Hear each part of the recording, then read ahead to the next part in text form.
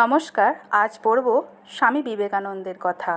একদা এক ভক্ত স্বামীজিকে প্রশ্ন করেছিলেন, নারীর কি বেদপাঠে অধিকার আছে?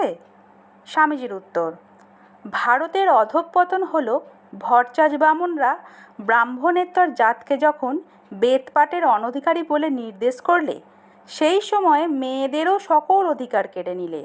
নতুবা বৈদিক যুগে, উপনিষদের যুগে দেখতে পাবি মৈত্রেয়ী, গার্গেয়ী প্রভৃতি প্রাতঃস্মরণীয়া মেয়েরা ব্রহ্মবিচারে ঋষিস্থানীয়া হয়ে রয়েছেন।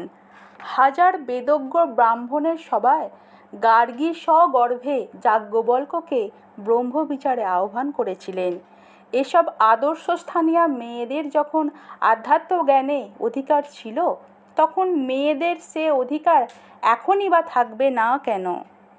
নমস্কার।